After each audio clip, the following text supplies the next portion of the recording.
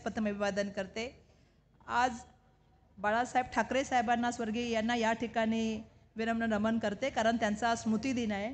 मंचकावरती उपस्थित आदरणीय आमचे सहकारी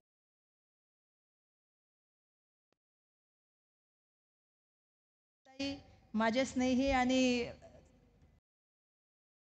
अनिल परब साहेब, आमचे हुसेन दलवाई साहेब, आदरणीय आमदार भाई जगतापजी, आदरणीय रुबेनबाई, आदरणीय निर्मलाताई, मंचकावरती उपस्थित काँग्रेस या ठिकाणी उपस्थित उद्धव बाळासाहेब ठाकरे शिवसेनाचे सगळे पदाधिकारी, मंचकावरती उपस्थित शरद पवार यांच्या राष्ट्रवादी काँग्रेसचे सगळे पदाधिकारी, मंचकावरती उपस्थित आम आदमी पार्टीचे सगळे पदाधिकारी, मंचकावरती आणि खाली उपस्थित आदरणीय समाजवादी पार्टीचे सगळे पदाधिकारी, मंचकावर आणि खाली उपस्थित आदरणीय CPI, CPM आणि त्याच व्यतिरिक्त रिपब्लिकन पार्टीचे सगळे पदाधिकारी, या व्यतिरिक्त जे या पार्टीना इंडिया अलायन्समध्ये त्या सगळ्यांचे या ठिकाणी मनापासून धन्यवाद व्यक्त करते। मंचकावरची आदरणीय नेते मंडळी, समोर उपस्थित माझ्या माता भगिनी आणि माझ्या बंधूंनो, सर्वप्रथम जसं मी सांगितलं की आजचा दिवस हा आपल्यासाठी खूप महत्त्वाचा आहे। हिंदू हृदय सम्राट बाळासाहेब ठाकरे यांना विनम्र अभिवादन आणि त्यांना नमन करत असताना आज मी या ठिकाणी या स्मृतीस्थळाच्या निमित्ताने आज ही बांद्रा कुर्ला कॉम्प्लेक्सला मीटिंग होत आहे। आज त्यांचा स्मृती दिन आहे। सर्वप्रथम आज सगळ्यांनी एक निर्णय करायचा आहे आणि निर्धार करून या ठिकाणी उठून जायचं आहे। तो निर्धार आपला असला पाहिजे की गद्दारांना त्यांची जागा दाखायची आणि खुद्दारांनी महत्त्वाची पूर्ण भूमिका या काळात निभावायची आहे। कारण आज आपण बिलकुल आज आपण जो मीटिंग घडवली आहे ती बदल घडवणार आणि महाराष्ट्र जिंकणार। कारण महाराष्ट्राचं पुरोगामित्व, प्रगत महाराष्ट्राला त्यांनी जो काळीमा लावण्याचा प्रयत्न केलाय, महाराष्ट्राचं राजकारण आणि महाराष्ट्राचं समाजकारण जे गलित करण्याचा त्यांनी प्रयत्न केलेला आहे, ज्याची अधोगती करण्याचा त्यांनी प्रयत्न केला आहे।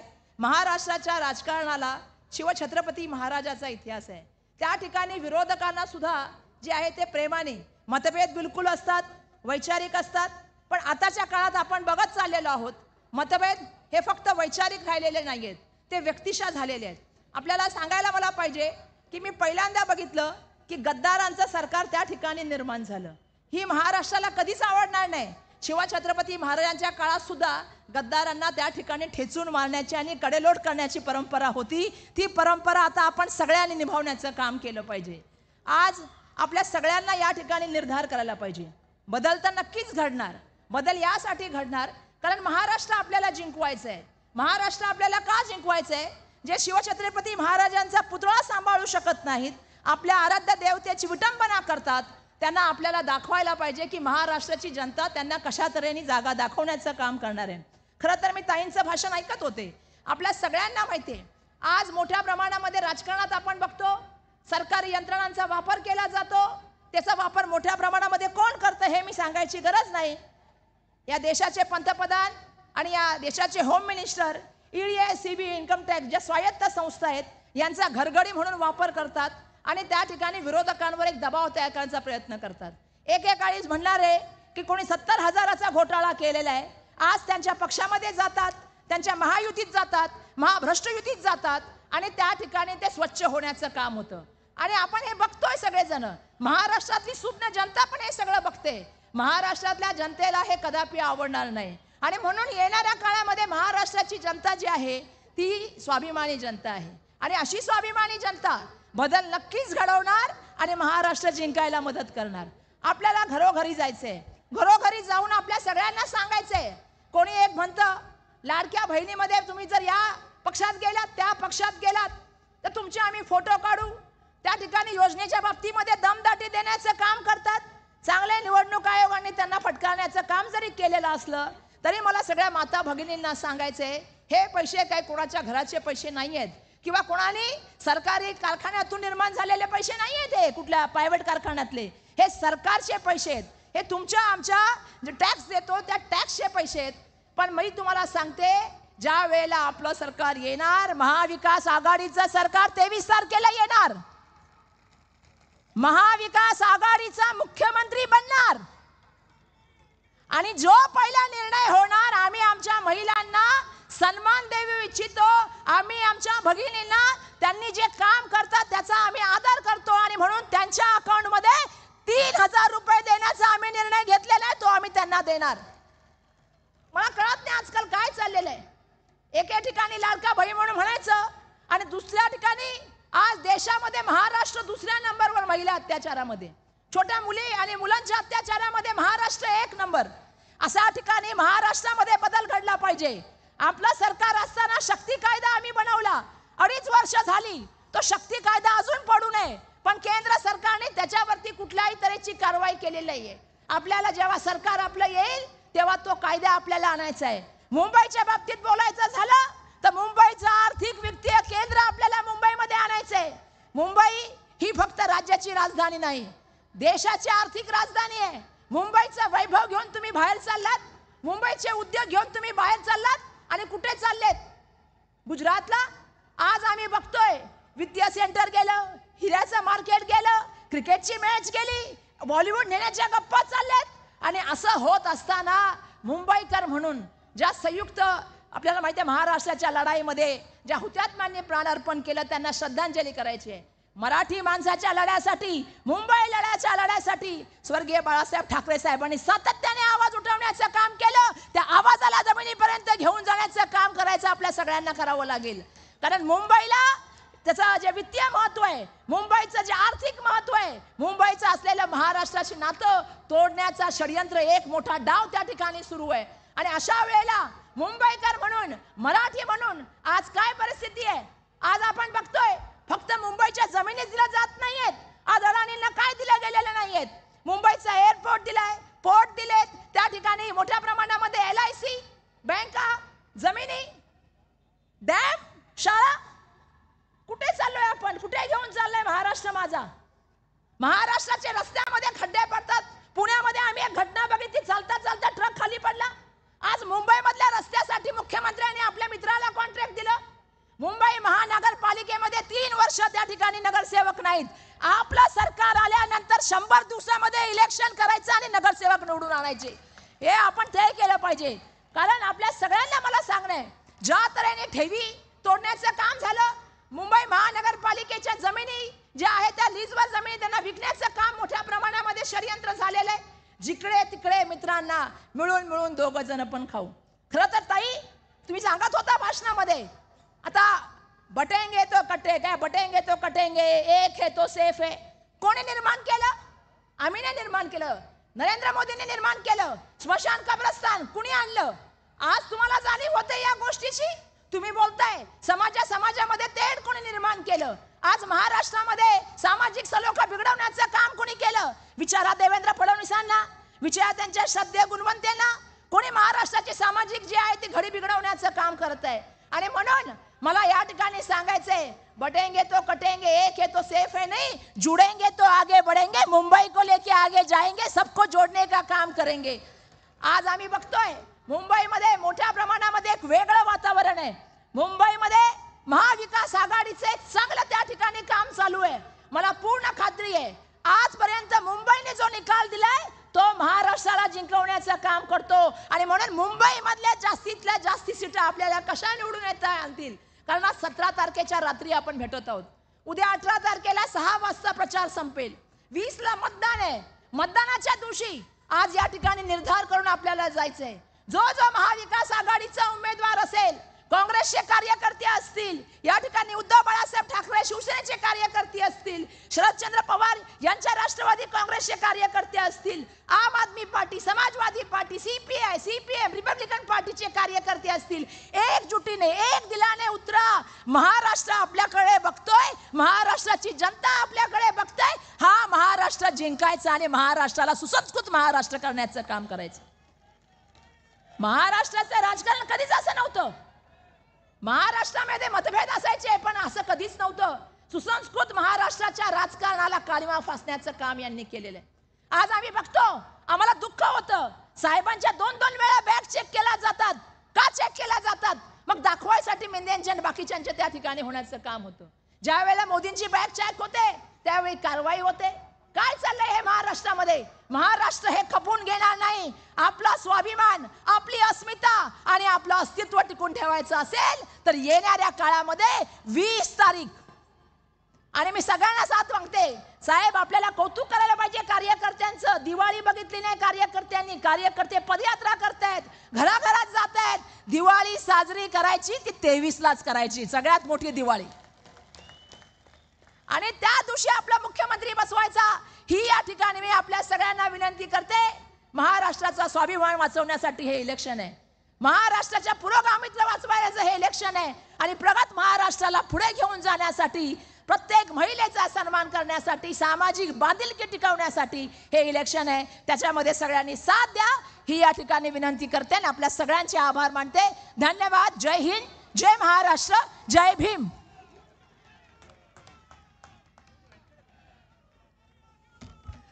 वर्षाताईंच्या त्वेषपूर्ण भाषणानंतर धन्यवाद वर्षाताई.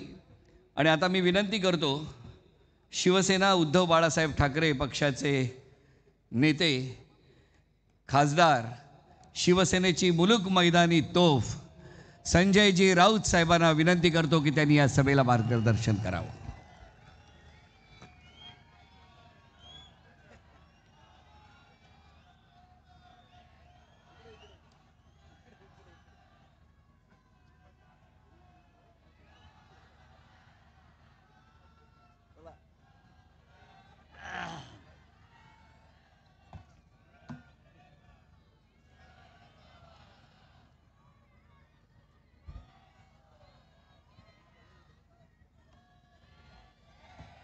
व्यासपीठावरील महाविकास आघाडीचे सर्व प्रमुख नेते आणि या सभेसाठी जमलेले काँग्रेस, राष्ट्रवादी काँग्रेस, शिवसेना अशा सर्व आमच्या आघाडीतल्या घटक पक्षाचे कार्यकर्ते, आपण घोषणा देत आहे, वाघ आला, वाघ वर आहे पहा. आज त्या वाघाचा स्मृती दिन आहे. हिंदुहृदय सम्राट, शिवसेना प्रमुख बाळासाहेब ठाकरे यांचा आज स्मृती दिन आहे, पुण्यतिथी आहे. साहेबांना जाऊन 12 वर्ष झाली, पण हे 12 वर्ष साहेब आपल्या बरोबरच आहेत. संकटात, संघर्षात, लढाईत सदैव ते आपल्या सोबत आहेत. त्यांचा विचार आपल्या सोबत आहे, त्यांचं अस्तित्व आपल्या सोबत आहे. ते आपल्याला मार्गदर्शन करतात. आणि म्हणून या अनेक संकटातून आपण सगळे, ही आपली नौका, वादळात सापडलेली नौका, ही वारंवार किनाऱ्याला लावू शकलो. आणि उद्धव ठाकरे यांच्या नेतृत्वाखाली ही शिवसेना पुन्हा एकदा झेप घेण्यासाठी सज्ज झालेली आहे. 55 वर्षापूर्वी माननीय बाळासाहेबांनी शिवसेनेची स्थापना केली. साधारण का स्थापना केली शिवसेनेची? या मुंबईमधल्या मराठी माणसाला त्याचे न्याय्य हक्क मिळायला पाहिजेत. महाराष्ट्रातला मराठी माणूस स्वाभिमानानं, अभिमानानं जगला पाहिजे. मराठी माणसाला वाटलं पाहिजे ही मुंबई माझी आहे, माझ्या मालकीची आहे.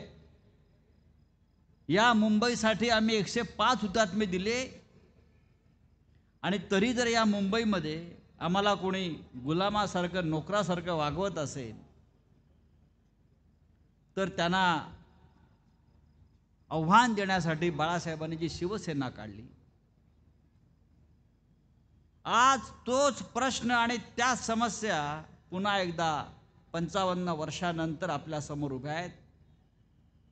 मराठी माणसाला या मुंबईतून महाराष्ट्रातून हद्दपार करण्याचं कारस्थान नरेंद्र मोदी आणि अमित शहाने रचलेले आहेत. त्यांना आव्हान देण्यासाठी महाविकास आघाडी उभी आहे. मी नेहमी सांगतो, मला विचारतात तुमचे प्रतिस्पर्धी कोण या निवडणुकीत.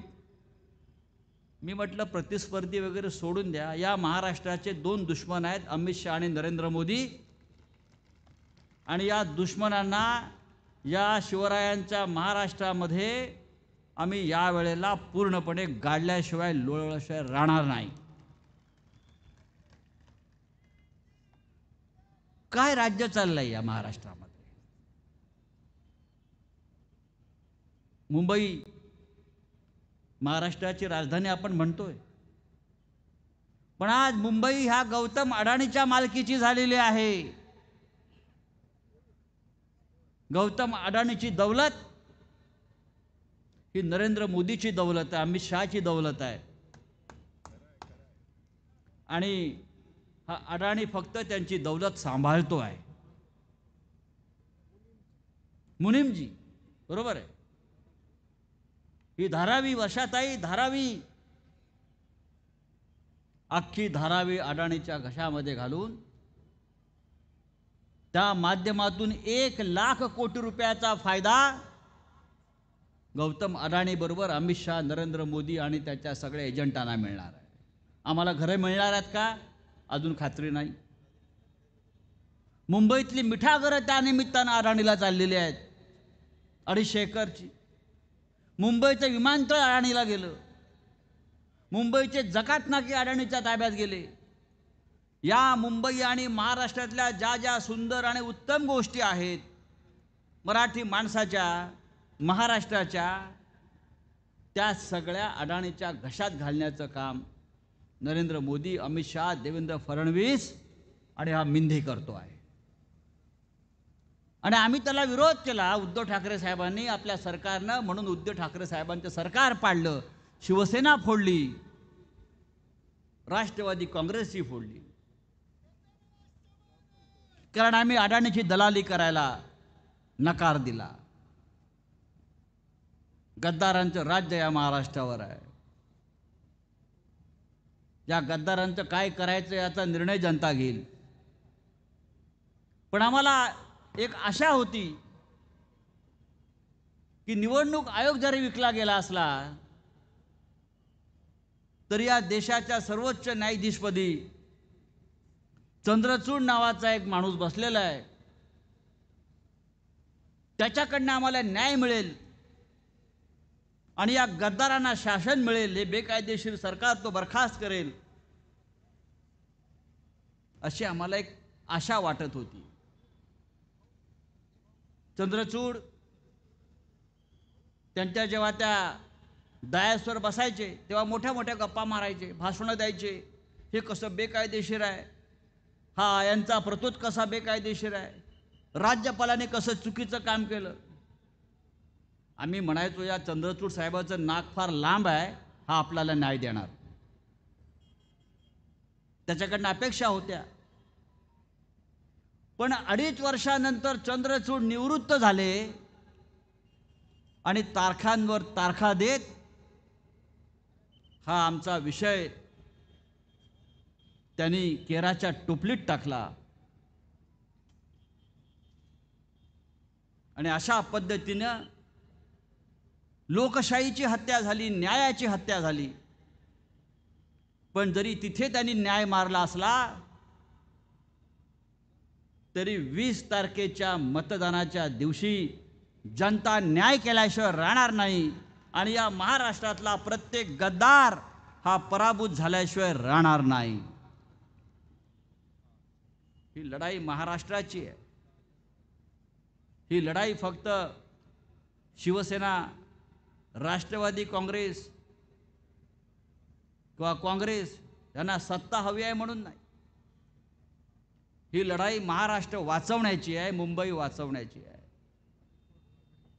मी तर प्रत्येक सभेत सांगतो उमेदवार कोण आहे ते पाहू नका, चिन्ह काय आहे ते पाहू नका, मशाल आहे का, तुतारी आहे का, हात आहे का. या निवडणुकीमध्ये आपला महाराष्ट्र उभा आहे आणि आपल्याला महाराष्ट्राला विजयी करायचं आहे. 20 तारखेच्या मतदानामध्ये अशा प्रकारे मतदान केलं पाहिजे. 20 तारखेला साहेब आले. आज एकच निर्णय घेऊन उठायचे आपल्याला, एकच निर्णय की कोणी काही केलं तरी मात्र आम्ही आणि आमच्या रक्तामध्ये सळसळणारा भगवा रंग कधीही कुठे कुठे फिका पडू देणार नाही.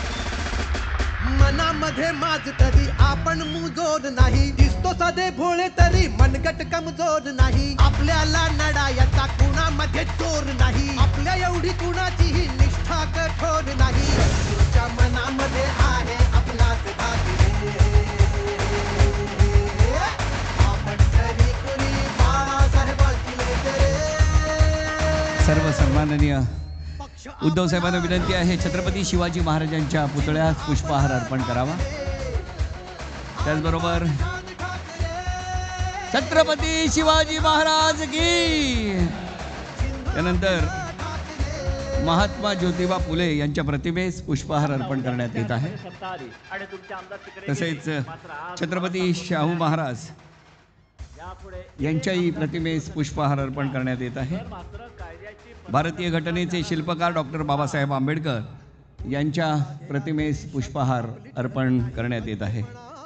आणि ज्यांचा आज स्मृतिदिन आहे, आपल्या सर्वांचे स्फूर्तिस्थान हिंदू हृदय सम्राट वंदनीय शिवसेना प्रमुख बाळासाहेब ठाकरे यांच्या प्रतिमेस पुष्पहार अर्पण करण्यात येत आहे. हिंदू हृदय सम्राट शिवसेना प्रमुख बाळासाहेब ठाकरे यांचा भारत माता की.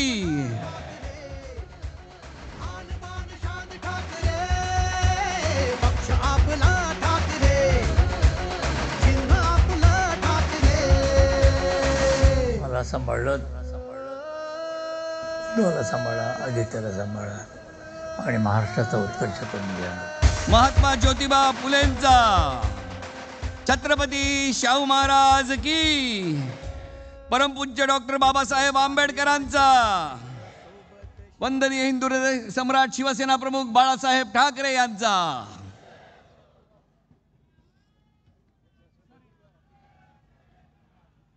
तेव्हा मित्रांनो, ही लढाई महाराष्ट्राची आहे. या निवडणुकीमध्ये आपला महाराष्ट्र उभा आहे आणि आपल्याला महाराष्ट्राला विजयी करायचा आहे. हे भारतीय जनता पक्षावाले नेहमी सांगत आले की जर नरेंद्र मोदीचा पराभव झाला, भाजपचा पराभव झाला, तर पाकिस्तानमध्ये म्हणे फटाके फुटतील. मी आता सांगतो, 23 तारखेला गुजरातमध्ये फटाके फुटायचे नसतील तर 20 तारखेला काळजीपूर्वक मतदान करा, महाविकास आघाडीला मतदान करा, नाहीतर 23 तारखेला गुजरातमध्ये फटाके फुटतील. हे राज्य आपलं आहे, हे राज्य मराठी माणसाचं आहे, हे राज्य 13 कोटी मराठी जनतेचं आहे. 106 हुतात्म्यांच्या बलिदानातून निर्माण झालेले महाराष्ट्र राज्य एखाद्या नरेंद्र मोदीच्या मित्राच्या घशात आम्ही जाऊ देणार नाही. आणि तशीच वेळ आली तर 105 हुतात्मे दिले, 1005 जणांचं बलिदान द्यायला हा महाराष्ट्र तयार आहे, शिवसेना तयार आहे, महाविकास आघाडी तयार आहे. काय चाललंय या राज्यामध्ये? या राज्यामध्ये गुंडगिरी, झुंडगिरी, भ्रष्टाचार याशिवाय वेगळं काही चाललेलं नाही आहे. हे राज्य बदनाम झालेलं आहे, महाराष्ट्र राज्य बदनाम झालं आहे, शिवरायांचं राज्य बदनाम झालं आहे. या राज्यामध्ये फक्त खोक्याची, पैशाची भाषा चालू आहे.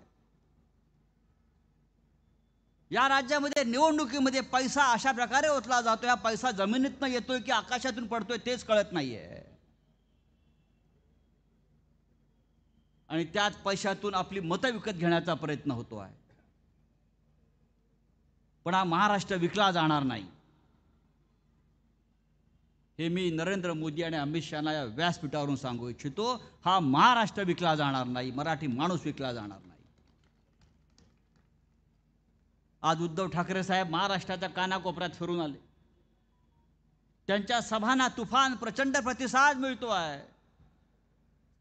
शरद पवार साहेब फिरतात महाराष्ट्राच्या कानाकोपऱ्यामध्ये. कालपासून राहुल गांधी, प्रियांका गांधी जे आलेले आहेत आणि 2 दिवसापासून अमित शहा आणि मोदी महाराष्ट्रातून गायब झालेले आहेत. बहुतेक त्यांना समजलेलं आहे फार वेळ महाराष्ट्रात राहिलो तर महाविकास आघाडीला ज्या 170 जागा मिळणार आहेत त्या 200 होतील. आपण दिल्लीत गेलेलं बरं. काय एक जोकर येतोय भगवे कपडे घालून, बिचारा आमच्या भगव्या कपड्याचा अपमान करतो हा योगी आदित्यनाथ. तिथे त्याच्या राज्यामध्ये काल 12 नवअर्भकं जळून मेली.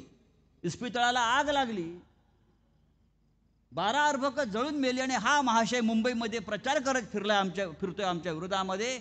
इतका निर्लज्ज आणि निर्घृण राज्यकर्ता आम्ही पाहिला नाही. काय म्हणे प्रचार काय त्याचा, बटेंगे तो कटेंगे. अरे तुझा बाप आला पाहिजे इथे आम्हाला बाटायला आणि काटायला. हम बटेंगे भी नहीं, हम कटेंगे भी नहीं, हम 23 तारीख को तुमको फाड़ेंगे फटेंगे तुम्हारी. आप देखो 23 तारखेला हा निर्धार, हा निश्चय आपण पक्का केला पाहिजे. नरेंद्र मोदीला त्याची जागा दाखवायला पाहिजे. अमित शहाना त्याची जागा दाखवायला पाहिजे.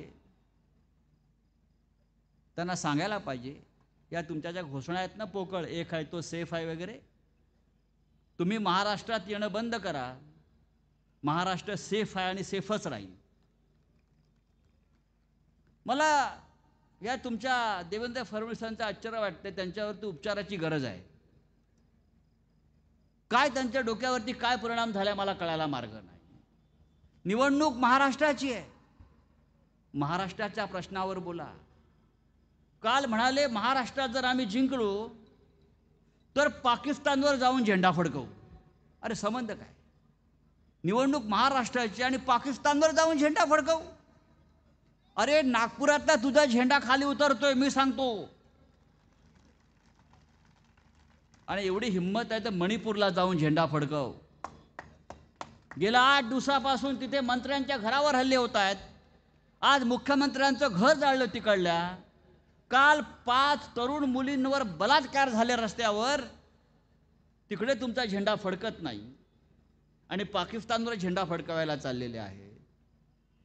असे नादान आणि नालायक लोक आपले राज्य करतात. याची महाराष्ट्राला लाज वाटते. आणि ही लाज जर महाराष्ट्राची आपल्याला टिकवायची असेल, ही बेआबरू आपल्याला नष्ट करायची असेल तर 20 तारखेला मतदान करा. 23 तारखेला आपलं राज्य आणा आणि 26 तारखेला माननीय उद्धव ठाकरे यांच्या नेतृत्वाखाली एक मजबूत सरकार या राज्यामध्ये आणून या राज्याला लागलेला कलंक आपल्याला धुवून काढला पाहिजे. इतकंच मी सांगतो आणि तूर्त आपली रजा घेतो. जय हिंद, जय महाराष्ट्र.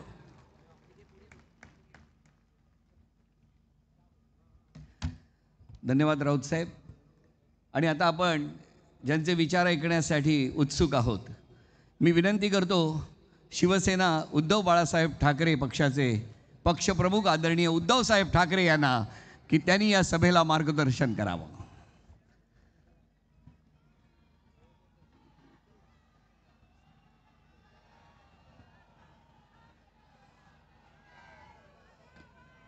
अरे आवाज कुणाचा? महाविकास आघाडीचा. Hello hello.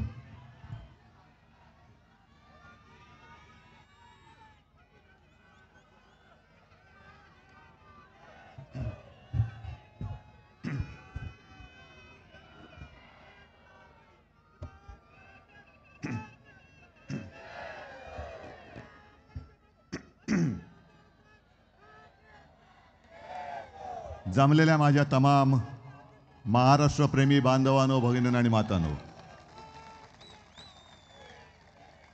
उद्या 5 वाजता प्रचार संपणार. मग सगळीकडे बातम्या येणार. प्रचाराच्या तोफा थंडावल्या. तोफा महाविकास आघाडीकडे आहेत, पण महाजुतीकडे प्रचाराच्या थापा थंडावणार. आणि 23 तारखेनंतर महाजुती आघाडी नाहीशी होणार. महाराष्ट्रभर फिरतोय,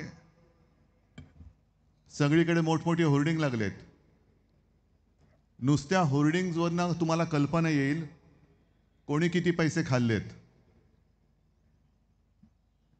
अगदी मेंढ्यांनी सुद्धा भाजप बरोबरीने किंवा भाजपपेक्षा काकणभर सरस अशी महाराष्ट्रभर होर्डिंग लावलेत. पण त्यांची स्लोगन मला आवडते, नेहमीच आवडते, मागेही आवडली होती. केलंय काम भारी, लुटले तिजोरी, केले गद्दारी, करतोय लाचारी, आता पुढची तयारी. मग खरंच छान. काय असं जरा वाचलं की बरं वाटतं. मी जाहिरात क्षेत्रातला आहे, त्याच्यामुळे असं हल्ली फार कमी मिळतं बघायला. कोणत्या तोंडाने काय बोलतायत हेही त्यांना कळत नाही. पहिल्या प्रथम भाषणाला सुरुवात करण्याआधी आपला वचननामा सगळीकडे पोचलाय नक्की? कारण मी तुम्हाला पुन्हा वचननामा सांगण्याची गरज नाहीये. कारण काही काही गोष्टी मी महाराष्ट्रात फिरताना आवर्जून सांगितल्या की प्रत्येक वचनाला त्याच्या पाठीकडे आमची काहीतरी पार्श्वभूमी आहे. जेव्हा मी माझ्या आजोबांकडनं ऐकायचो आणि बाळासाहेबांनी मला सांगितलं की दोघांनाही शाळेची फी भरायला पैसे नव्हते, म्हणून 7वी मध्ये शाळा सोडावी लागली, माझ्या वडिलांना पण आणि आजोबांना पण. आज देखील अशी अनेक मुलं आहेत की ज्यांना शिकावंसं वाटते, पण घरी फी भरायला पैसे नाहीत म्हणून शाळेत जाऊ शकत नाहीत. मधल्या काळात मी टीव्हीवरती एक बातमी बघितली. एका शेतकऱ्याने आत्महत्या केली आणि त्याच्या मुलाला शाळा सोडावी लागली. कारण डोक्यावरती कर्ज म्हणजे घरावरती कर्ज, भरणार कोण? आणि ह्या गोष्टीचा विचार करून आपण जे वचन दिलंय की मुलींप्रमाणे महाराष्ट्रात जन्मलेल्या प्रत्येक मुलाला आपण मोफत शिक्षण देणार, हे त्याच्यासाठी दिलेलं आहे. बाकी अनेक गोष्टी आहेत. मला असं वाटतं संजय राऊत काय वर्षात त्यांनी सगळे विषय संपवले असतील. पण एक महत्त्वाचा मुद्दा तुमच्यासमोर आणायचा आहे मला. आजची ही आपली सभा मुंबईसाठी तर आहेच, पण या चॅनलच्या माध्यमातून संपूर्ण महाराष्ट्र बघतोय. आणि ही लढाई कोण जिंकणार? महाराष्ट्र द्रोही जिंकणार की महाराष्ट्र प्रेमी जिंकणार? याच्याकडे संपूर्ण देशाचं लक्ष आहे. छत्रपती शिवाजी महाराजांचा मावळा जिंकणार की मोदी शाह अदानीचा नोकर जिंकणार, हे ठरवणारी ही निवडणूक आहे. अनेकदा आपण असं म्हणतो की निवडणूक जवळ आल्यानंतर मुंबई तोडण्याचा अपप्रचार केला जातो. हा अपप्रचार नाहीये. हे मी मुद्दामून जे काही घेऊन आलोय ते तुम्हाला सांगायला आलोय, कारण हे आपण विसरून जातो. वाचतो पेपरमध्ये, पण नंतर कुठेतरी कानाडोळा होतो आणि विसरून जातो. हे जे काय घडतंय, या सरकारला मुंबईचा म्हणे GDP वाढवायचा आहे. आता मला केस वाढतात कळतात, नखं वगैरे वाढलेली दिसतात. GDP कसा वाढतो, कुठे वाढतो हे काय कळलेलं नाही. पण GDP वाढवण्यासाठी संपूर्ण मुंबई महानगर हे मोठमोठ्या बिल्डर्स आणि डेव्हलपर्सना देऊन टाकायचं यांचं षडयंत्र आहे. आणि त्याला सुरुवात झाली. काही दिवसांपूर्वी तुम्ही वाचून सोडून दिली असेल एक बातमी की गेल्या काही महिन्यांपासून दिल्लीतला जो नीती आयोग आहे, आता नीती आयोग हा राज्याच्या विकासाला मदत करत असतो, काही सूचना करत असतो, काही वेळेला इतरही मदत करत असतो. पण मुंबई ही आपली स्वायत्त आहे. आपल्या महाराष्ट्राची राजधानी आहेच, पण देशाची आर्थिक राजधानी, ह्या आपल्या देशाच्या आर्थिक राजधानीचं महत्त्वपूर्ण मारून टाकायचं केंद्रशासित करता येत नाही, तोडण्याची भाषा करू शकत नाही. कारण मागे शिवसेना प्रमुखांनी आपल्याला आदेश दिलेला आहे, जो कोणी महाराष्ट्रापासून मुंबई तोडण्याची गोष्ट करेल किंवा तसा प्रयत्न करेल, तो कोणी असला तरी त्याच्या देहाचे तुकडे केल्याशिवाय आम्ही राहणार नाही. ही शिवसेना प्रमुखांनी दिलेली आपल्याला शिकवण आणि आपल्याला आदेश आहे. मग सरळ तर काही लढता येत नाही. मग काय करायचं? मुंबई महापालिका विसर्जित करून ठेवले आणि त्यांच्या कारभाऱ्यांच्या हातून सगळं ओरबाडणं सुरू आहे. मग मुंबईची एक ब्ल्यू प्रिंट ही नीती आयोगाच्या माध्यमातून तयार केली, की ज्याच्यामध्ये मुंबई महापालिकेचं महत्त्व पूर्ण मारूनच टाकलेलं आहे. नंतर वर्ल्ड इकॉनॉमिक फोरम आणि MMRDA यांच्यात एक MOU सुद्धा 2 महिन्यापूर्वी झालेला आहे. हे संकट किती मोठे आहे ते बघा. म्हणजे आपण जर का नुसतं कटेंगे बटेंगे फटेंगे हे ह्याच्यामध्ये राहिलो, मी देवेंद्र फडणवीस आणि सगळ्यांना सांगतोय की तुमचं बटेंगे फटेंगे सोडा, पण मुंबईवरती घाला घातलात तर हम आपको काटेंगे, जरूर काटेंगे. कसल्या गोष्टी करताय? कोणाला शिकवताय? आणि जे मुद्दे आहेत त्या मुद्द्यावरती बोला ना. आम्ही मुद्द्यावरती बोलतो, तुम्ही मुद्द्यावरती बोला. बटेंगे तो कटेंगे. अरे मी मुख्यमंत्री असताना एक सुद्धा अशी हिंमत कोणाची झाली नव्हती, एक सुद्धा होऊ दिलं नव्हतं. सगळेच जण सुरक्षित होते. आणि आता जर का मोदी तिकडे असून जर यांना अनसेफ वाटत असेल तर मोदीजी पहिला प्रथम आपण राजीनामा द्या, आणि पाहिजे तर शिवसेनेत नाही घेणार, पण शिवसेना कसं काम करते ते तुम्ही बघा. कुठे तुम्ही नेताय? जसं 14 साली त्यांनी सांगितलं होतं की कुठे नेऊन ठेवलंय महाराष्ट्र माझा, तीच परिस्थिती आज की महाराष्ट्र कोणत्या दिशेला नेऊन ठेवलाय. संस्कार असतील, संस्कृती असेल, भाषा असेल, हे कुठेतरी म्हणजे काळोखामध्ये नेऊन टाकायचं आणि आपल्याला बिथरवून टाकून यांच्या पोळ्या भाजायच्या. म्हणजे मी जे काय अनेकदा बोलतो ना की हिंदुत्वात फरक, तो हाच आहे की आपलं हिंदुत्व हे घरातली चूल पेटवणारं आणि त्यांचं हिंदुत्व हे घरांच्या होळ्या पेटवणारं हिंदुत्व आहे. म्हणजे असा नतद्रष्ट विचार आहे की लोकांच्या घरांच्या होळ्या पेटवायच्या आणि त्याच्यावरती यांच्या पोळ्या भाजायच्या आणि वर सांगायचं 35 पोळ्या खाल्ल्या बरे. अरे पण लोकांची घरं जळली त्याचं काय? घरं जळतायत, घरं जळू दे, पण आमच्या मात्र राजकीय पोळ्या भाजल्या गेल्या पाहिजेत. या सगळ्या गोष्टी बघितल्यानंतर मध्ये लोकसभेच्या वेळेला जो त्यांनी एक फटका पडल्यानंतर प्रचार केला, महाविकास आघाडी म्हणून आपण पूर्ण देशभर एक प्रचार केला, रान उठवलं, आणि ते खरं होतं. आपण नव्हतं नुसतं बोललो, तर भारतीय जनता पक्षाचेच खासदार आणि काही माजी मंत्री बोलले होते की आम्हाला 400 पार का पाहिजे, कारण आम्हाला देशाचं संविधान बदलायचंय. आणि तो मुद्दा उचलला आणि लोकांसमोर ठेवला की हे बघा, हे संविधान मारायला निघाले.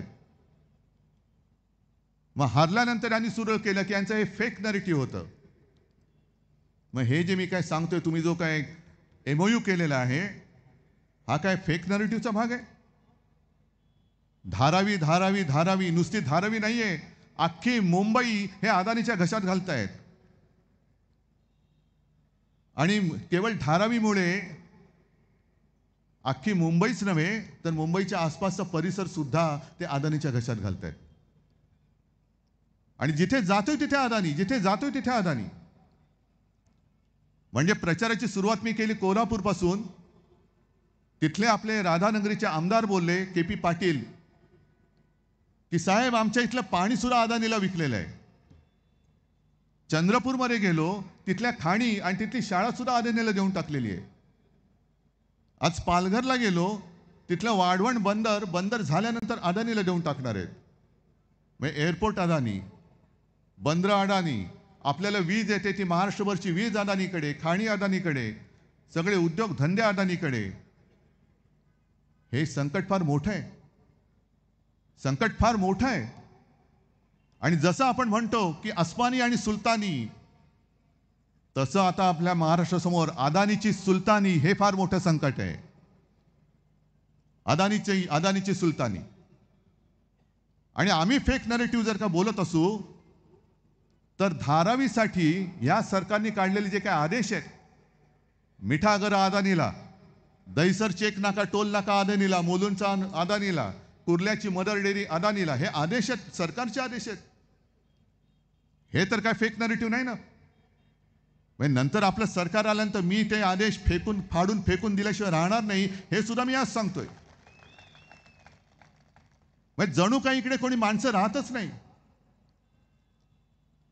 जे संजय राऊत बोलले की 23 तारखेला आपण तर जिंकणारच आणि राज्यभर फटाके फुटणार आहेत. पण जर का महाझुटी जिंकली तर गुजरातमध्ये फटाके वाजतील. मी सगळ्या गुजराती लोकांना दोषी धरत नाही ना, सगळ्या व्यापाऱ्यांना धरत. व्यापारी सुद्धा आपले आहेत. पण पंकजा मुंडे आज बोलल्यात, आज का काल बोललेले आहेत, तो व्हिडिओ पण आहे. मला पंकजाताईला खास धन्यवाद द्यायचे की पंकजाताई, तू एक फार मोठं काम केलंस. आमच्या महाराष्ट्राच्या डोळ्यावरची पट्टी तू काढलीस. जशी आमच्या चंद्रचूड साहेबांनी न्यायदेवतेच्या डोळ्यावरची काढली आणि स्वतःच्या डोळ्यावरची बांधली होती, तशी तू आमच्या महाराष्ट्राच्या डोळ्यावरची पट्टी काढलीस. तिने काय सांगितलंय की भाजपचं काम, म्हणजे तिचे शब्द वेगळे आहेत, मी तुम्हाला त्याचा अर्थ सांगतो. भाजपचं काम म्हणे लय भारी असतं बघा. किती आहेत आपल्याकडे बूथ, किती आहेत महाराष्ट्रभर? 90,000. मग प्रत्येक बूथवरती भाजपचं दक्षता पथक आहे. 90,000 बूथवरती दक्षता पथक म्हणजे एकापेक्षा अधिक माणसं असतात. एक माणूस जरी धरला तरी 90,000 बूथवरती 90,000 माणसं. 2 धरली तर 1,80,000, 3 धरली तर त्याच्या पटीत. आणि सगळी माणसं गुजरातमधून भाजपने इकडे आणलेत महाराष्ट्रामध्ये, गुजरातमध्ये आपल्यावरती नजर ठेवायला. हे आज नजर ठेवायला आणलेत, उद्या आपली मुंबई आणि महाराष्ट्र बळकवण्याचा यांचा डाव आहे. हे तर काय फेक नरेटिव्ह नाही ना. हे उद्धव ठाकरे पंकजा मुंडे बोलल्यानंतर बोलतोय. याचाच अर्थ असा की इथली भाजपा ही हरलेली आहे. इथे भाजपामध्ये लोक राहिलेले नाहीत. आणि विशेष म्हणजे महाराष्ट्रामध्ये राहणाऱ्या भाजपच्या प्रेमींवरती भाजपच्या नेतृत्वाचा विश्वास नाही आहे. मग तो मराठी माणसावरती नाही, गुजरातीवरती नाही, उत्तर भारतीयांवरती नाही, कोणावरच नाही. त्यांच्याकडे आता त्या परराज्यातून माणसं आणून नजर ठेवतायत. मग माझा आणखीन एक प्रश्न आहे. या वेळेला पहिला प्रथम म्हणजे आजपर्यंत मी अनेक निवडणुका बघितल्या, अनेक निवडणुकांमध्ये मी शिवसेनेचा स्टार प्रचारक म्हणून फिरलेलो आहे. पण या निवडणुकीत किमान 2 ते 3 वेळा माझी बॅग तपासली गेली. खरं म्हणजे मी त्या बॅगच्या कंपनीला एक पत्र लिहिणार आहे की तुमचा ब्रँड अँबॅसेडर नेमा मला.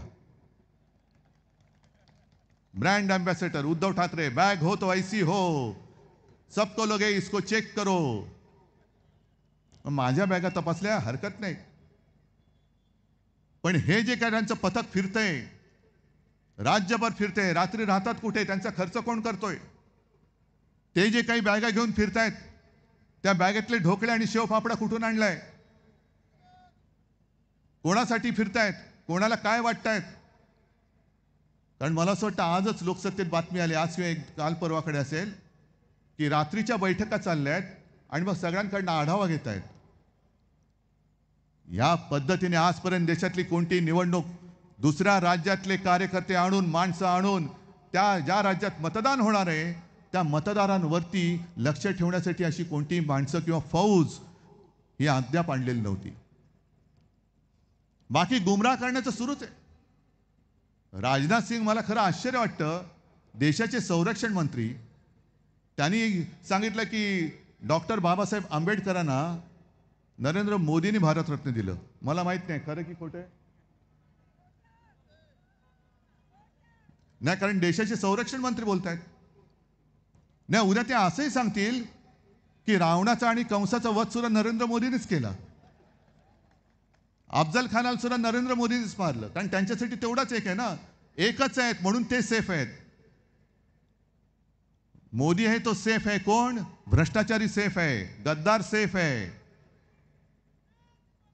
देशद्रोही सेफ आहेत.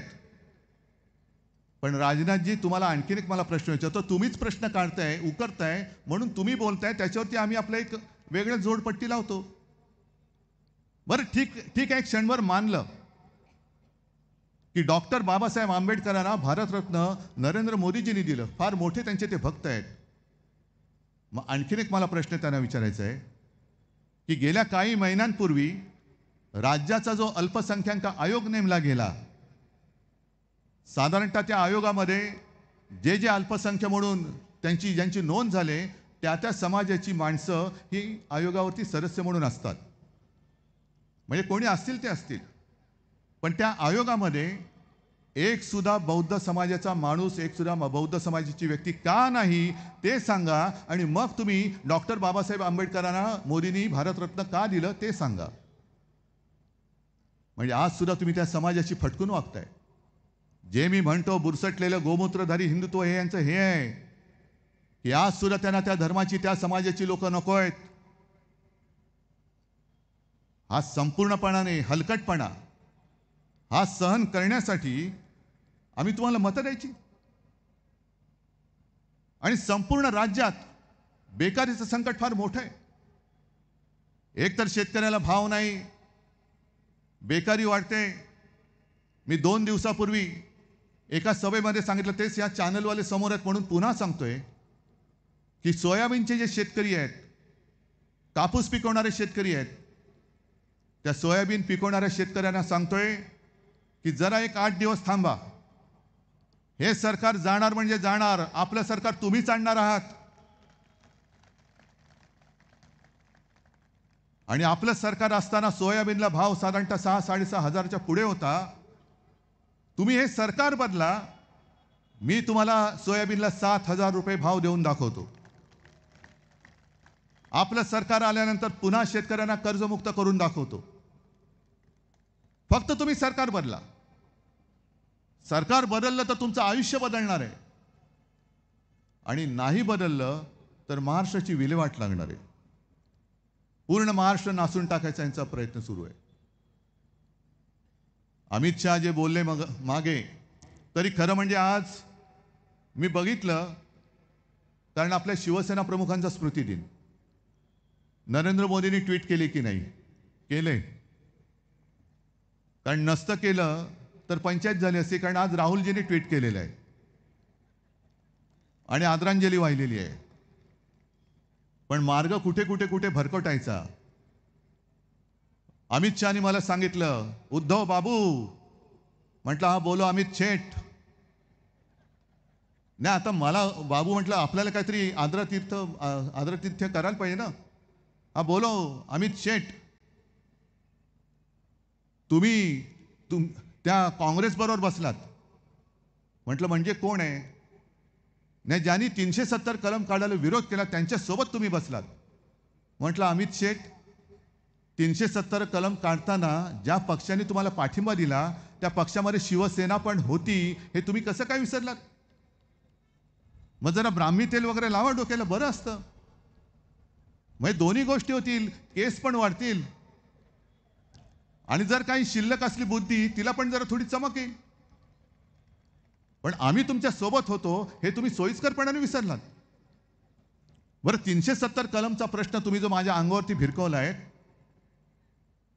मग जेव्हा 370 कलम होतं आणि काश्मीरमध्ये हिंदू पंडितांवरती अत्याचार होत होते, अनेक काश्मीरी हिंदू पंडित स्वतःचं चंबू गबाळ घेऊन आपल्या हक्काचं घरदार सोडून आपल्याच देशामध्ये निर्वासितासारखे भटकत होते. जो नटसम्राटमधला डायलॉग आहे ना, कोणी घर देता का घर, हे जिणं त्या हिंदू पंडितांच्या नशिबी आलं होतं. तेव्हा अमित भाई तुम्ही असो किंवा नरेंद्र भाई तुम्ही आहात, मुळामध्ये या नावाची 2 माणसं या आपल्या देशामध्ये आहे हे कोणाला माहिती नव्हतं. तेव्हा फक्त एक आणि एकच हिंदू हृदय सम्राट शिवसेना प्रमुख बाळासाहेब होते, ज्यांनी काश्मीरी पंडितांना सांगितलं की तुम्ही इथे तिथे फिरू नका, तुम्ही आमचे आहात, या माझ्या महाराष्ट्रामध्ये या. त्यांना राहायला घर, त्यांच्या शिक्षणाची सोय, त्यांच्या रोजीरोटीची सोय हे शिवसेना प्रमुखांनी केलं. म्हणून ते एक आणि एकच हिंदू हृदय सम्राट होऊ शकले आणि तेच एकमेव राहतील. तुम्ही किती प्रयत्न होऊ शकत नाही, कारण तुमचं हिंदुत्व हे खोटं हिंदुत्व आहे. 370 कलम काढलं ठीक आहे, पण आजची ही निवडणूक आहे ही महाराष्ट्राच्या जीवन मरणाची आहे. जेव्हा बेकारांचे तांडे महाराष्ट्राच्या रस्त्यावरती फिरतात, शेतकरी येतात, ते सांगतात आम्हाला हमी भाव द्या, आणि तेव्हा त्यांना समाधान देण्याच्या ऐवजी तुम्ही 370 कलम काढले. काश्मीरमधलं 370 कलम काढल्याचं आम्ही स्वागत जरूर करतो, पण त्या तिथे काढलेल्या कलमामुळे माझ्या शेतकऱ्याच्या आत्महत्या नाही थांबवत आहेत, महिला इथल्या सुरक्षित राहत नाही आहेत, ना कोणाला नोकऱ्या मिळत आहेत. कारण आमचा आक्षेप जो आहे तो इथे आहे. मी अनेकदा सांगितले, परत एकदा सांगतो की माझ्या मनात गुजरातबद्दल आणि गुजराती लोकांबद्दल अजिबात द्वेष नाही, त्यांचं आमचं काही भांडण नाही. आणि मुद्दामून मी चॅनलच्या समोर सांगतोय की गुजराती लोक सुद्धा माता भगिनी आणि बांधव जे हे ऐकत असतील, पाहत असतील, अनेक वर्ष तुम्ही मुंबईमध्ये राहताय, महाराष्ट्रामध्ये राहतात, कधी आपलं भांडण झालेलं नाही, पण तुमच्यात आणि देशामध्ये मोदी आणि शहा एक भिंत बांधतायत, त्याची खबरदारी तुम्ही घ्या. एक भिंत बांधतायत आणि ही भिंत मोदी शहा निघून जातील, मोदीजी झोळी अडकवून निघून जातील, पण मोदी शहा गेल्यानंतर गुजरात आणि आपला हिंदुस्थान याच्यामध्ये बांधलेली जी भिंत असेल ती जर्मनीमधल्या बांधलेल्या भिंतीपेक्षा अधिक वाईट पद्धतीने बांधलेली असेल, आणि ती तुटायला, ती तोडायला कित्येक वर्ष जातील, तोपर्यंत सगळं विध्वंस झालेलं असेल. का करता हे पाप? खरं म्हणजे मी गुजराती बांधवांना सांगू इच्छितो की तुम्ही मोदी आणि शहाना अडवलं पाहिजे. उद्या इथले सगळे उद्योग घेऊन तुम्ही गुजरातमध्ये नेत आहात, मग इथे राहणाऱ्या लोकांनी, अगदी उत्तर भारतीय सुद्धा असतील, त्यांच्या मुलाबाळांनी काय करायचं? मराठी माणसाचं तर आहेच, कारण ही मुंबई मराठी माणसाने बलिदान देऊन, बलिदान करून, रक्त सांडून मिळवलेली मुंबई आहे. आम्ही म्हणजे काही अदानी नाहीत की कोणतरी आमच्यासाठी आलं आणि फुकटची मुंबई आम्हाला देऊन टाकली. ही आमच्या हक्काची मुंबई आहे, आणि हक्काची मुंबई पहिल्या कॅबिनेटमध्ये मी जर काही करेन, म्हणजे मुख्यमंत्री वगैरे भाग वेगळा, पण सरकार म्हणून तर अदानीसाठी अदानीच्या घशात घातलेली मुंबई ही पहिली काढून घेईन. हा कॅबिनेटचा पहिला निर्णय असेल. धारावी करारात जिथे आहेत तिथेच त्यांच्या उद्योगासह घर तर देईनच, पण ज्या जागा अदानीला दिलेल्या आहेत त्या जागांवरती, आणि हे काय आता MMRDA बरोबर काय जे करार केले ना, तो पहिला कचऱ्यामध्ये फेकीन मी. नीती आयोगाला सांगेन तुम्ही तुमचं काम करा, माझ्या मुंबईत यायचं तुम्हाला हक्क नाही आहे. MMRDAला सुद्धा मी सांगेन, मुंबई महापालिकेच्या हद्दीबाहेर तुम्ही जा, तुमचं काम तिकडे. मुंबई महापालिका ही स्वायत्त आहे, तिच्या अधिकारावरती जर का गदा आणाल तर कदाचित मी MMRDA सुद्धा रद्द करून टाकेन. एवढं कणखरपणाने वागावं लागेल. आणि मुंबईचा आजूबाजूचा जो काही परिसर आहे, ज्याला MMR रिजन म्हणतो, तिथे आपल्या महाराष्ट्रातल्या भूमिपुत्रांसाठी परवडणाऱ्या किमतीमध्ये घरं बांधून दिल्याशिवाय राहणार नाही, हे सुद्धा मी आज वचन देतोय. ही तुमची मुंबई आहे, ही तुमची मुंबई आहे. कारण मी म्हणजे काय देवेंद्र फडणवीस नाही आहे. जो एक उद्योग आपण नागपूरमध्ये आणत होतो, टाटा एअरबसचा, लाज वाटली पाहिजे ना विदर्भाचं आणि महाराष्ट्राचं नाव घ्यायला. आपलं सरकारने गद्दारी करून का पाडलं? कारण मी महाराष्ट्र लुटून येत नव्हतो, आणि यांना माहिती आहे की जोपर्यंत शिवसेना प्रमुखांची शिवसेना आहे तोपर्यंत महाराष्ट्र स्वप्नात सुद्धा लुटता येणार नाही. पहिलं शिवसेनेवरती घाव घाल. आणि त्यांनी शिवसेनेवरती घाव घातला, पण घाव घातल्यानंतर झालं उलटच, त्यांच्या कपाळातच सोटा बसला.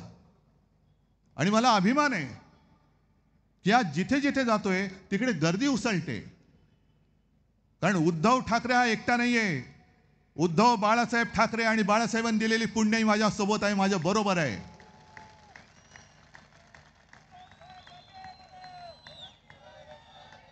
तुम्ही शिवसेनेवरती घाव घालताय, कारण माझा महाराष्ट्र तुम्हाला लुटायचा आहे, माझी मुंबई तुम्हाला खतम करायची आहे. जे माझ्या मुंबईचं महत्त्व अख्ख्या देशात आणि जगात झालं, अगदी धारावी वाचवल्यानंतर मुंबईचं कौतुक धारावी मॉडेल म्हणून संपूर्ण जगाने केलं, हे यांना बघत नाहीये, पाहवत नाहीये. गुजरातमध्ये सार्वजनिक चिता पेटल्या होत्या, उत्तर प्रदेशमध्ये सार्वजनिक त्या चिता पेटल्या होत्या.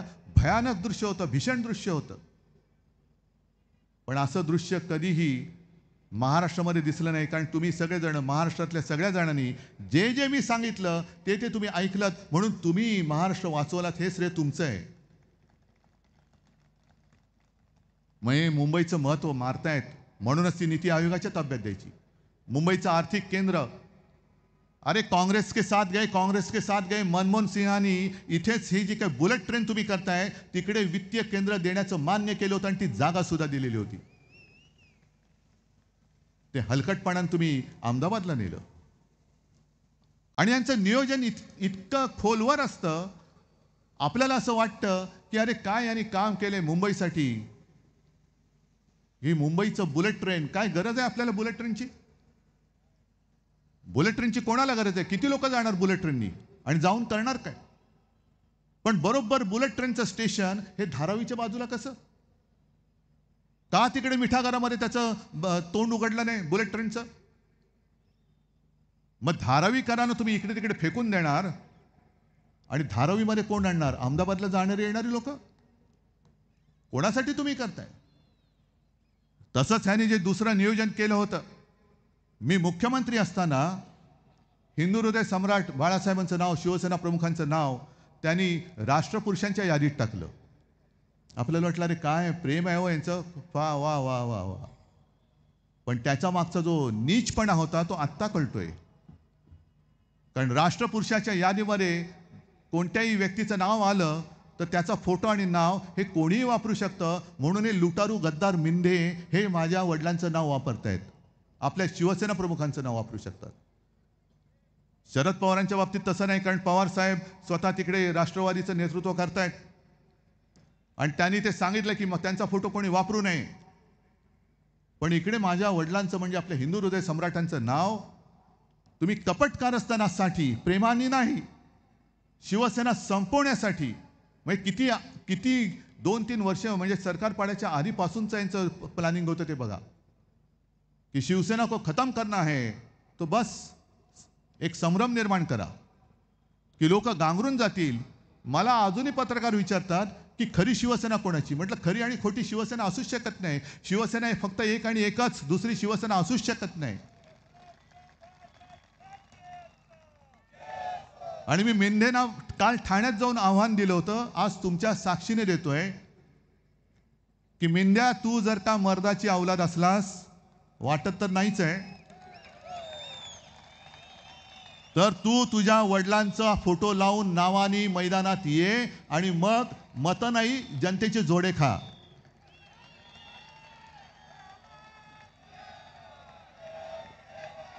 स्वतःमध्ये काही कर्तृत्व नाही, स्वतःमध्ये पात्रता नाही. आणि मला खरंच लाज वाटते की देशाचा पंतप्रधान हा कसा असला पाहिजे. त्याच्यामध्ये काहीतरी, ठीक आहे आपल्या पक्षाचा नसेल, पण माझ्या हिंदुस्थानचे पंतप्रधान आहेत, काहीतरी एक शान पाहिजे त्यांच्यामध्ये. तुम्ही एक तर गद्दारी करून माझी शिवसेना फोडली. ज्या शिवसेनेने तुम्हाला पंतप्रधानपदी बसवण्यासाठी मदत केली ती शिवसेना तुम्ही संपवायला निघालात. आणि ज्यांच्याकडनं तुम्ही ती फोडलीत त्या गद्दारांच्या प्रचाराला त्यांना घेऊन, अरे गद्दारांची फौज माझ्या अंगावरती सोडता, गद्दाराची फौज सोडता. काय पात्रता काय तुमची? कर्नाटकामध्ये गेले होते मोदी, तेव्हा त्या महिलांवरती अत्याचार करणाऱ्या प्रज्वल रेवण्णाचे हात बळकट करण्याचं आवाहन करतायत. अहो तुम्ही हिंदुत्व नासून टाकले, हिंदुत्व तुम्ही संपवून टाकले. बुरसटलेले हिंदुत्व म्हणतो मी एवढ्यासाठी म्हणतोय, हिंदुत्व स्वच्छ पाहिजे. एक तर या भाजपमध्ये तर काय, मी तर म्हणतो की भाजप हल्ली हायब्रिड झालेला आहे, म्हणजे संकरित. जशी ती हायब्रिड गाय असते तसं भाजप झाले. कारण भाजपच्या राजकीय गर्भात इतर पक्षातल्या भ्रष्ट नेत्यांची बीज ही टाकलेत आणि आताचा जो भाजप आहे, जशी गाय भरपूर दूध देणारी असते तशी आत्ताचा भाजप हा भरपूर थापा मारणारा झालेला आहे कुठे मूळ भाजप? म्हणजे कोकणात मी गेलो होतो तेव्हा कोणे एकेकाळी ते माधवराव भंडारी होते, आपल्यावरती टीका करायचे, माझ्यावरती करायचे. ठीक आहे म्हटलं, अरे माधवराव आहे ना, जुना माणूस आहे, ओरिजिनल आहे. आता ओरिजिनल कोणीच नाही राहिलं भाजपचं. सगळे बाडगे, कोकणात सुद्धा बाडगा, इकडे सुद्धा बाडगा, सगळेच म्हणजे ह्यांचं संपूर्णपणाने खतम झालेली लोक आहेत. आणि मग मला ती एक म्हण आहे, त्या म्हणीचा अर्थ कुऱ्हाडीचा दांडा गोतास काळ. माहिती आहे तुम्हाला त्याचा अर्थ? त्या म्हणीचा अर्थ असा आहे की एक खूप जुनं झाड असतं, किती वर्ष जुनं कोणालाच माहित नाही, कारण प्रचंड त्याचा मोठा विस्तार, आणि त्या झाडाच्या फांद्यांवरती अनेक पक्ष्यांची घरटी आणि त्या पक्ष्यांच्या अनेक पिढ्या जन्माला आलेल्या असतात. सगळं काही आनंदात चाललेलं असतं. एक दिवस एक माणूस येतो. आता परत व्यापारी म्हटल्यानंतर सगळे व्यापारी नव्हेत, हे जे दोन बसले तेवढ्या पुरतच, आणि कुऱ्हाड घेऊन त्या झाडावरती बुंद्यावरती मारायला लागतो. संपूर्ण झाडावरचे पक्षी थरारतात. अरे हे काय चाललंय? आपल्या आजोबांवरती घाव घातले जात आहेत. मग त्यातल्या एका पक्षाने त्या झाडाला विचारलं, आजोबा आजोबा तुम्हाला त्रास होत असेल ना? मग त्या झाडाने सांगितलं, मला त्रास नक्की होतोय, पण तो घाव घालतोय म्हणून होत नाहीये, तर तो घाव घालण्यासाठी जी कुऱ्हाड वापरतोय त्या कुऱ्हाडीचा दांडा माझ्या लाकडाचा आहे, त्याचा जास्त मला त्रास होतोय. हे कुऱ्हाडीचे दांडे हे केवळ शिवसेनेचे नाहीत, हे महाराष्ट्राचे आहेत, महाराष्ट्राच्या लाकडाचे आहेत. यांना यांच्या आईबद्दल काही आदर नाही. आई संपली तरी चालेल, महाराष्ट्र मेला तरी चालेल, गुजरातचा सेवक झाला तरी चालेल, चाकरी केली तरी चालेल, पण मला माझी खुर्ची पाहिजे. ही मानसिकता खतम करण्यासाठी ही निवडणूक आहे. बाकी सगळेच जण सगळं सांगतात, मोदी गॅरंटी, तर तिकडे सुपडा साफ झाला. स्वतः नरेंद्र मोदींना बाला साहब के नाम पे दे दे रे बाबा म्हणून महाराष्ट्रासमोर हात पसरावे लागत आहेत. सगळ्या पक्षांच्या पोस्टरवरती आणि जाहिरातीमध्ये शिवसेना प्रमुखांचा फोटो आहे. याचा अभिमान आहे मला. पण जी लोक गद्दारी करताना मला सांगत होती की नाही मोदींच्यामुळे आपल्याला मतं मिळालेत, ही सगळी आपटली. आणि तर मोदींना शिवसेना प्रमुखांच्या नावावरती मोदींसाठी मतं मागावी लागत आहेत. हे मागे संजय राऊत लिहायचे ना तुम्ही सच्चाईमध्ये, नियतीच्या मनात काय आहे, ही नियती. आणि हा सगळा चोरांचा कारभार आहे, चोर मंडळ आहे, ह्यांचा कारभार आपल्याला उठवायचा आहे. मी प्रत्येक ठिकाणी जाऊन सांगतोय की ही निवडणूक उद्धव ठाकरेची नाहीये, ही निवडणूक महाराष्ट्राची आहे. मग काही जण मला विचारतात की अहो मुंबईतली तुम्ही ती एक जागा का नाही सोडलीत? एक जागा. म्हटलं मी महाराष्ट्रात रोह्यांना एक सुद्धा जागा देणार नाहीये. आणि ज्यांनी जाहीर केलंय की देवेंद्र फडणवीस हेच मुख्यमंत्री होतील, मिंदे हा उत्तम मुख्यमंत्री आहे, मी तुला जर का एक जागा सोडली असती तर ते एक मत सुद्धा हे त्यांच्या तराजूत गेलं असतं. मग माझं नातं जे आहे ते माझ्या महाराष्ट्राशी आहे. जसं मी कोरोनाच्या वेळेला माझं कुटुंब माझी जबाबदारी म्हणून मी जबाबदारी घेतली होती, तसं आज मी तुमच्या भरोशावरती तुमच्या शक्तीमुळे मी महाराष्ट्र द्रोह्यांशी लढायला मैदानात उतरलेलो आहे. मला तुमच्याकडनं न्याय पाहिजे. न्यायालयामध्ये मला अजूनही न्याय मिळालेला नाही. अजूनही 2 वर्ष झाली, 2.5 वर्ष झाली, कधी न्याय मिळेल सांगता येत नाही. मी माझ्या महाराष्ट्राकडे न्याय मागतोय. मला न्याय पाहिजे. हा न्याय मला महाराष्ट्रासाठी पाहिजे. म्हणजे परवा संभाजीनगरला मी जे बोललो तेच पुन्हा सांगतो, कारण संभाजीनगरमध्ये गद्दार निवडून आला, छत्रपती संभाजीनगरमध्ये गद्दार निवडून आला. मग मी संभाजीनगरकरांना विचारलं, अरे बाबांनो काय माझं काही चुकलंय का? मी जो काही मुख्यमंत्री पदाचा कार्यकाळ केला हा तुम्हाला पटलाय की नाही पटलाय? आणि मोदी शहाना सांगतोय तुम्ही किती शिवसेना फोडण्याचं काम करा, आणि शिवसेना प्रमुखांच्या भाषेत सांगायचं तर अस्वलाच्या अंगावरती एवढे केस असतात, तुम्हाला जेवढे उपटायचे तेवढे उपटा, बसा उपटत अस्वलाचे केस. आम्हाला तेल लावण्यासारखी गरज नाही लागणार अमित शहांसारखी. आमचे केस आपोआप येत असतात. काही झडलेले असतात ते पण घेऊन जा. पण गद्दार फोडून शिवसेना संपणार नाही. जी पानं सडलेली होती ती झडून गेली. हे बघा कसे नवे धुमारे फुटलेले आहेत माझ्या शिवसेनेला. कारण हा निसर्गाचा न्याय आहे की जी पानं सडतात ती पानं झडलीच पाहिजेत. गद्दारांना मी परत घेणार का? अरे झडलेली पानं मी फेविकॉलनी परत चिकटत बसू? जाऊ दे ना, घेऊन जाऊ दे, त्यांना फुटत नाहीत पानं.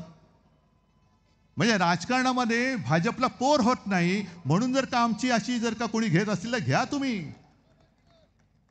तुम्हाला राजकारणात पोर होत नाही हा तुमचा प्रॉब्लेम आहे. काय उपचार करायचे असतील तर आम्ही करून देऊ तुम्हाला. पण विचारांनी शून्य आहात.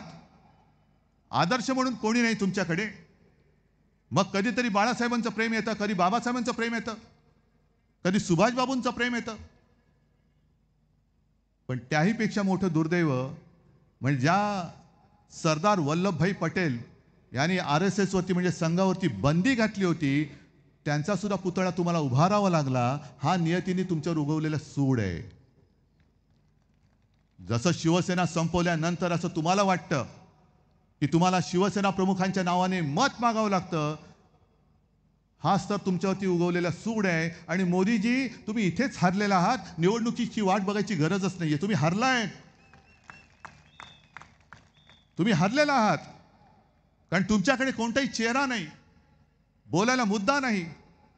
मग काहीतरी बटेंगे तो कटेंगे वगैरे सगळं करताय. पण जेव्हा एक तरुण तुमच्यासमोर उभा राहून विचारतो, मोदीजी मी मत तुम्हाला याच्यासाठी नव्हतं दिलं, माझ्या नोकरीसाठी दिलं होतं, माझी नोकरी तुम्ही कधी देणार आहात? एखादी महिला त्यांच्यासमोर उभी राहते आणि सांगते की मोदीजी मी 1500 रुपयासाठी मत नव्हतं दिलं, माझ्या सुरक्षिततेसाठी दिलं होतं आणि माझं घरदार सुरक्षित राहावं म्हणून तुम्हाला मत दिलं होतं. आणि हे सगळे जे काही भाऊ भाऊ फिरतायत त्यांना मी सांगतोय की तुम्ही तिघही मिळून, म्हणजे मी बोललो ना, देवा भाऊ, जॅकेट भाऊ आणि दाढी भाऊ, तुम्ही मोठमोठ्या जाहिराती केल्या, 200, 300, 500 कोटी, लाडकी बहीण, लाडकी बहीण. त्या जाहिरातीवरचे पैसे जर तुम्ही नीट वापरले असते तर त्यातनं एक योजना झाली असती. आणि 1500 रुपये तुम्हाला जर का द्यायची एवढी घाई झाली असेल तर मग बदलापूरमध्ये ज्या चिमुरडीवरती अत्याचार झाला, जिची आई आजारी असताना त्या पोलीस स्टेशनमध्ये तासनतास बसले होते आणि पोलीस ढिम्मा हलायला तयार नव्हते, त्या माऊलीला जाऊन पाकिट द्यायचा प्रयत्न करा. देऊन दाखवा पाकिट. म्हणजे या राज्यामध्ये महिला सुरक्षित नाही आहेत, तर या गद्दारांचे सगळे कुटुंबीय, सहकुटुंब, सहपरिवार हे सगळे सुरक्षित आहेत. येता जाताना मला दिसतात काही जण, आज सुद्धा मला दिसले यांचे चमच्यानं सुद्धा संरक्षण आहे आणि महिला वाऱ्यावरती आहेत. हा सगळा कारभार आपल्याला संपवायचा आहे. हा जो काय अंधार पसरलेला आहे, हा अंधार जर का आपल्याला संपवायचा असेल तर हातामध्ये धगधगती मशालच घ्यावी लागेल. दुसरं त्यांचं काही जे आहे ते घेऊन चालणार नाही. आणि त्यासाठी महाविकास आघाडी म्हणून आम्ही एकत्र आलेलो. मी काँग्रेस बरोबर जरूर गेलो, राष्ट्रवादी बरोबर जरूर गेलो, कारण तुमचा दहशतवाद, तुमची हुकुमशाही ही संपवण्यासाठी म्हणून महाविकास आघाडी झालेली आमची. आम्हाला आमचा महाराष्ट्र स्वावलंबी पाहिजे, आम्हाला आमचा महाराष्ट्र सामर्थ्यवान पाहिजे. तो तुमचा नोकरी करणारा महाराष्ट्र असणार नाही. तुमची नोकरी 23 तारखेनंतर मिंद्या तू जरूर जा, त्यांचे बूट चाट. आमचं काही म्हणणं नाही, तो तुझा व्यक्तिगत प्रश्न आहे, कारण नाही तर नोकरी मिळणार कुठे तुला. आणि आज जे टगेगिरी करत फिरतायत सगळे त्यांचे, त्यांना सांगतोय की ही जनता आहे. 23 तारखेनंतर बघा, त्यावेळेला तुम्हाला संरक्षण लागेल. कारण यांचा पूर्ण आयुष्याचा तुम्ही चोथा करून टाकलेला आहात. आणि याचा हिशोब आम्ही 23 तारखेला आमचं सरकार आल्यानंतर घेतल्याशिवाय राहणार नाही. तुम्ही सगळे ठरवून आलेला आहात, कारण मुंबईकर नेहमी शिवसेनेसोबत राहिले. गेल्या वेळेला 6 पैकी जवळपास 5 जागा, 1 जागा त्यांनी ढापली. या वेळेला जागे राहा, या वेळेला जागे राहा. अगदी मतदान प्रक्रियेच्या वेळेला सुद्धा, कारण त्या लोकसभेच्या वेळेला मला प्रेस कॉन्फरन्स घ्यावी लागली होती. त्यांना असं वाटलं होतं की इथून शिवसेनेला जास्त मतदान होतंय, मग तिथे आक्षेप घ्यायला लागले. आणि देवेंद्र फडणवीसांना आता बोलावं लागतंय की मतांचं धर्मयुद्ध करा, मतांचं धर्मयुद्ध. मग देवेंद्र फडणवीसजी, तुम्ही एकदा जाहीर करा की या देशामध्ये कोणाला मतदानाचा अधिकार आहे आणि कोणाला मतदानाचा अधिकार नाही. सांगा एकदा जाहीरपणाने. एका बाजूला तुमचे मोहन भागवत जामा मशिदीत जातात, दुसऱ्या बाजूला नरेंद्र मोदी सुद्धा जातात. त्यांचा तो व्हिडिओ आहे योगी आदित्यनाथांबरोबर. मग सांगा ना मुसलमानांना मतदानाचा अधिकार नाही म्हणून, बोला. पण धर्मयुद्ध हा शब्द हा निवडणूक आचारसंहितेमध्ये येतो की नाही येत? गेल्या वेळेला जे आपलं शिवसेनेचं मशाल गीत होतं, त्या मशाल गीतातलं हिंदू हा तुझा धर्म, जय शिवाजी जय भवानी हे शब्द काढा म्हणून मला सांगितलं होतं. म्हटलं काय उखडायचं ते उखडा, मी नाही काढत, जा. मग तुमचा नोकर असलेला निवडणूक आयोग शिवसेनेने हिंदू हा तुझा धर्म म्हटला तर काढायला सांगतो. आणि देवेंद्र फडणवीस, तुम्हाला धर्मयुद्धाचा अर्थ कळतो? तुम्ही सरळ सरळ या देशामध्ये, या महाराष्ट्रामध्ये दंगलीला प्रोत्साहन देत आहात. आणि मोदीजी, तुमचा हा चेला चपाट्या, तुम्हाला वाटतंय की यांनी बरंच काय काय केलंय, काही केलेलं नाहीये, आगी लावतोय. पण धर्मयुद्ध या अनिल या शब्दावरती आक्षेप निवडणूक आयोगाकडे नोंदला पाहिजे. आणि बॅगा तपासणाऱ्या निवडणूक आयोगाला सांगायचं की यांचा शब्द तपासून मला सांगा. मग कशाला सबका साथ आणि सबका विकास तुम्ही बोलताय? मग मोदींची निवडणूक आली की सबका साथ सबका विकास, आणि सत्ता आल्यानंतर सबको लाथ और दोस्तों का विकास. मी विकासाच्या विरुद्ध नाहीये, मी विनाशाच्या विरुद्ध आहे. मी माझ्या राज्याचा विनाश होऊ देणार नाही. आणि मी माझं राज्य हे कोणत्याही परिस्थितीत, अरे मोदी शाह तर सोडून द्या, कोणी आला तरी त्याला मी लुटायला देणार नाही. आणि एकच शपथ मी घेऊन तुम्हाला सांगतोय की ही जी सगळी काही दैवत आहेत आपले हिंदू हृदय सम्राट आहेत, बाबासाहेब आहेत, शाहू महाराज आहेत, ज्योतिराव फुले आहेत आणि छत्रपती शिवाजी महाराज आहेत. मग मी शपथ घेतोय, तुम्ही घेणार आहात? माझी शपथ एकच आहे की छत्रपती शिवाजी महाराज, शाहू फुले, आंबेडकर यांचा महाराष्ट्र मी मोदी, शाह, अदानींचा होऊ देणार नाही. नाही म्हणजे नाही. आणि हे जर ठरलं असेल आणि त्याप्रमाणे तुमची वागण्याची तयारी असेल तरच धगधगती मशाल हातामध्ये घ्या, अन्यथा मग त्या मशालीला अर्थ नाही आणि शिवाजी महाराजांच्या जय जयकाराला अर्थ नाहीये. आणि त्याचसाठी जसं मी कोरोनाच्या वेळेला सगळ्यांना सांगितलं आणि तुम्ही सगळ्यांनी ऐकलं, तसंच मी माझ्या तमाम महाराष्ट्रातल्या नागरिकांना सांगतोय की ही निवडणूक 2 पक्षातली नाही, 2 वृत्तीची आहे. ही निवडणूक एका बाजूला महाराष्ट्राचे लुटारू आणि दुसऱ्या बाजूला महाराष्ट्राचे रक्षक अशी आहे. ही निवडणूक एका बाजूला तुमच्या आयुष्याचं सगळं सत्यानाश करणारे यांची आहे आणि दुसऱ्या बाजूला महाविकास आघाडी जी तुमच्या आयुष्यामध्ये आनंदाचं क्षण आणू इच्छिते त्यांच्यामध्ये आहे. आणि तुम्ही सगळ्यांनी जर का ठरवलं तर हे होऊ शकतं. संपूर्ण महाराष्ट्राने निश्चय केला पाहिजे, प्रतिज्ञा केली पाहिजे की काय वाटेल ते होऊ दे, पण महाराष्ट्राशी द्रोह करणाऱ्या, गद्दारी करणाऱ्या आणि महाराष्ट्र लुटणाऱ्याला मी माझं एक सुद्धा मत हे देणार नाही. आणि मला खात्री आहे महाराष्ट्र हा आपला आहे, महाराष्ट्र हा माझा आहे आणि माझा महाराष्ट्र हे केल्याशिवाय राहणार नाही हा विश्वास व्यक्त करतो आणि आपली रजा घेतो. जय हिंद, जय महाराष्ट्र.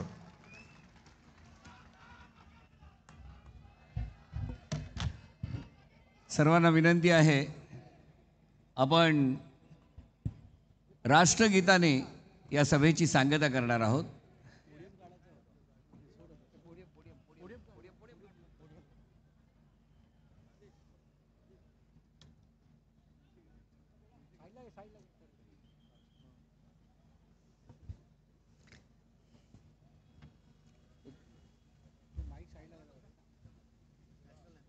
जनगण मन अधिनायक जय हे भारत भाग्य विधाता.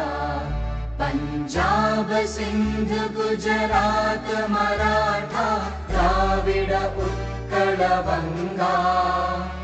विंध्य हिमाचल यमुना गंगा उच्चल जलधि तरंगा. तव शुभ नामे जागे तव शुभ आशीष मांगे. गाहे तव जय गाथा जनगण मंगलदायक जय हे भारत भाग्य विधाता. जय हे जय हे जय हे जय जय जय जय हे. भारत माता की. सर्व उमेदवारांना विनंती आहे त्यांनी पुढे यावं. सर्व उमेदवारांनी उभं पुढे यावं. आणि त्याचबरोबर सर्वांनी लक्षात ठेवा, मशाल, तुतारी वाजवणारा माणूस आणि हाताचा पंजा, महाविकास आघाडीचे जेथे जेथे जे जे उमेदवार आहेत त्या सर्वांचं चिन्ह आपल्याला यशापर्यंत घेऊन जाणार आहे.